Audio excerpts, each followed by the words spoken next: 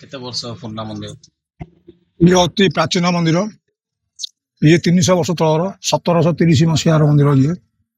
ଇଏ ପୁରୀ ମନ୍ଦିର ଅନୁକରଣରେ ମନ୍ଦିର ତିଆରି ହେଇଛି।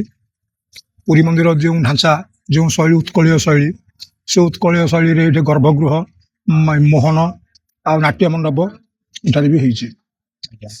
ଆଉ ମାନେ ମନ୍ଦିର ରହସ୍ୟ କଣ? ମାନେ ମନ୍ଦିର ଆମେ ଦେଖୁଥିଲୁ ଯେ ଯେତେବେଳେ ମୋଗଲ ପୁରୀରେ ଆକ୍ରମଣ କରିଥିଲେ ତ ଏଇଠି ଆଣିକି ଲୁଚେଇକି ରଖିଥିଲେ, ତ ସେଇଟା ସେ ବିଷୟରେ ଟିକେ ମାନେ ଏଇଠି 1730 ମସିହାରେ ଯେତେବେଳେ ପୁରୀର ଜଗନ୍ନାଥ ମୁସଲମାନଙ୍କର ଆକ୍ରମଣରେ ମହାପୁର ଆସିଥିଲେ ଏଇଠିକି, ଏଇଠୁ ଗୋଟେ ରଜା, ଖଲିକୋଟ ଗୋଟେ ରଜା 10 କିଲୋମିଟର ଦୂର ଚିକିଲି ଗ୍ରାମରେ ନେଇକି ରଖିଥିଲେ।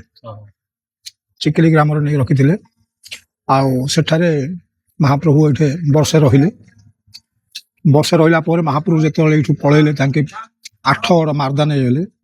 ସେଇ ସମୟରେ ଏଇଠି ମହାପ୍ରଭୁ ତିଆରି କଲେ। ଖଲିକୋଟ ରଜା ସେ ମହାପ୍ରଭୁଙ୍କ ସ୍ମୃତିରେ ଏଇଟା ମଧ୍ୟ ମହାପ୍ରଭୁ ତିଆରି କଲେ, ଆଉ ମନ୍ଦିର ବି ତିଆରି କରି ବସେଇଲେ। ନବକଳେବର ହେଲା ହେବା ପାଇଁ ବୋଲିକିରି ଏଠି ଦାରୁ ଖୋଜା ହେଇକିରି ମହାପ୍ରଭୁଙ୍କର 3 ବିଗ୍ରହ ତିଆରି ହେଲା।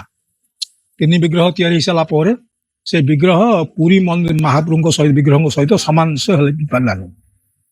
ସମାନଂଶ ନ ହେଇପାରିବା ଯୋଗୁରୁ ପୁରୀର ସେବାୟତ ମାନେ ମହାପ୍ରଭୁଙ୍କୁ ନବକଳେବର କଲେନି, ଆଉ ତାଙ୍କ ସେ ପୁରୁଣା ମହାପ୍ରଭୁଙ୍କୁ ଧରି ପଳେଇଲେ।